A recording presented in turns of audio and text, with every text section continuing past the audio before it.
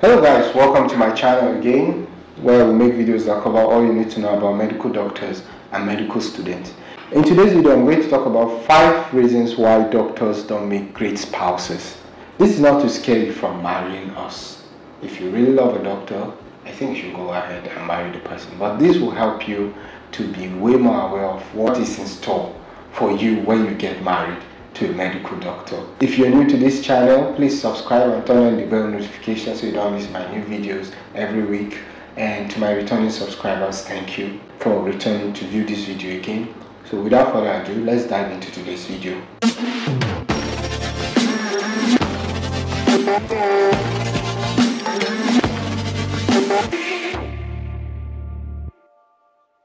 The first reason doctors are not great spouses is because we are super busy.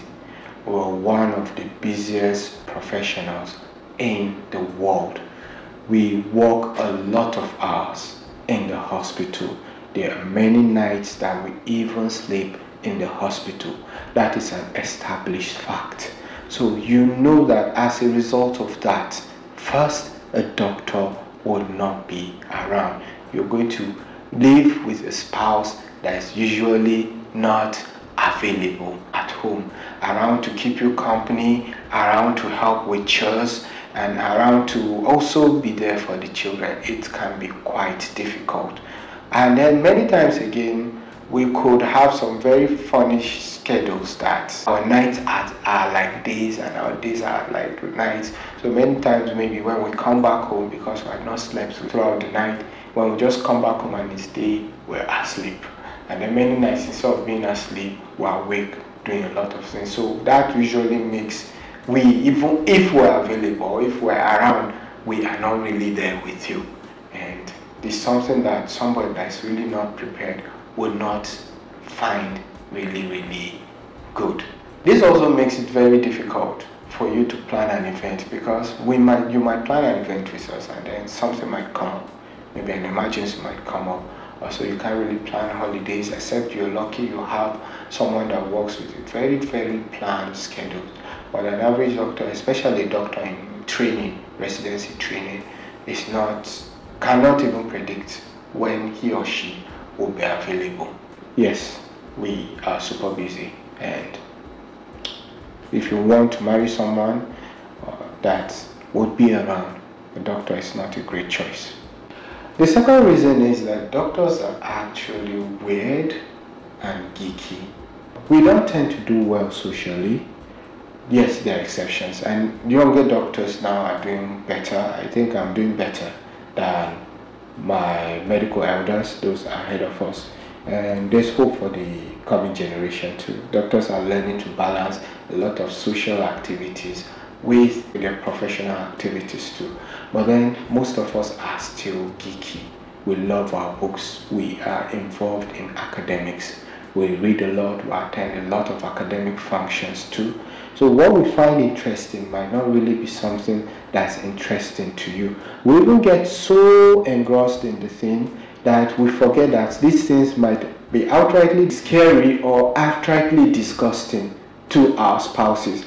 And many times I'll come back, maybe I've taken some pictures about a patient to discuss with my senior colleagues that are not around, and I need to send a picture. When my wife is going through my phone and she finds this thing, the way she just responds, I look at it, it's quite strange, and I forget that these things are actually really irritating.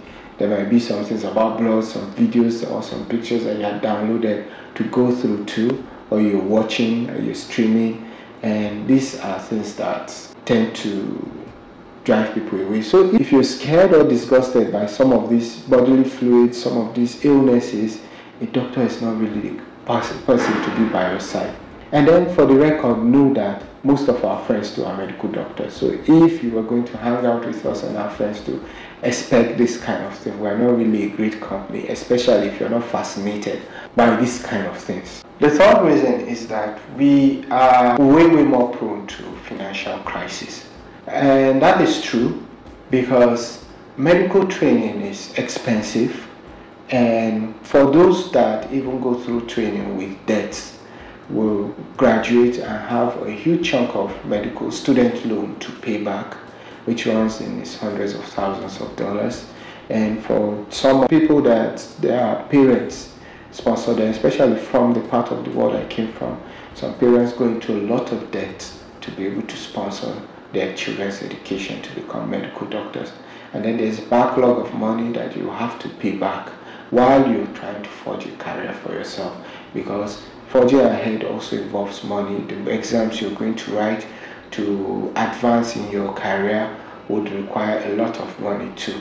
So that tends to put you not really in a pleasant place financially. Another thing is that we are not really trained to be financially intelligent. So doctors don't really do well with money. And I think because of that, if you marry a doctor because you think doctors have money, then you'll be mistaken. Doctors really are not as rich.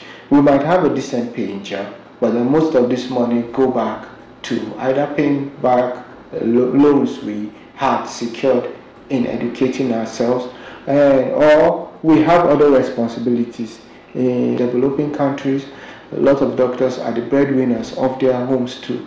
So when they're getting the money, they are not only taking care of you as a spouse, they're also taking care of their family, and they're also taking care of your family too, especially if you come from a family that are not really doing well per se. So when you talk about finances, thinking that you're going to be traveling maybe twice a year, going on vacation, buying luxury cars, going for expensive shopping, a doctor is not really a spouse for that. Maybe go look for someone that's into accounting. Well, the fourth reason is that you can't really complain because we are literally saving lives. So when you start complaining about some of the setbacks of being our spouse, it's easy for us to defend ourselves because we feel we have a legitimate reason as to why we're absent, and it might be something that we think also benefits you too. And then another thing is that it's not just we that will defend ourselves, other people too will defend us. So maybe when you're complaining to your family and your friends and maybe some other people, they will look at you and be like, you're complaining a lot. These people are out there giving out their lives to save people. So why are you being ungrateful? And that makes it very frustrating for you, and I don't think it's something that anybody should go through. Although I would advise doctors that be way more sensitive to your spouses. Try to be as available as much as you can, and don't make them feel foolish for living their lives to come and marry you. We try to be there as much as possible. Your family is also important. Then the last reason why we don't make a great spouse is that we can be disappointing when it comes to medical management. Yes, if you get married to us thinking that we'll be prescribing medications for you, diagnosing you and treating you, and as a result of that you boycott the hospital, you are mistaken. That is not going to happen. Most doctors don't even treat their spouses. My wife knows about that. So if you think getting married to a doctor would make you boycott the hospital, no, they are not going to treat you. They would carry you to the hospital. They wouldn't treat you at all. So if that's one of the reasons you think you're getting married to a doctor, I think you should think again. Think again. It wouldn't really work. So that's all for today's video. What do you think about the video? I hope you're convinced. I hope you've found enough reasons to really ponder and know whether you would go ahead to marry a doctor or not. It's not all doom and gloom. You can discuss and plan your life appropriately, but just know that it's not easy, and there's still doctors that do pretty jobs as spouses too. Let me know your thoughts in the comment section below. What do you think I left out? What do you really like? What didn't you like? If you enjoyed this video, don't forget to like the video and share it. Then if you've not yet subscribe and turn on the bell notification so you don't miss videos as this. Thank you, and see you in my next video.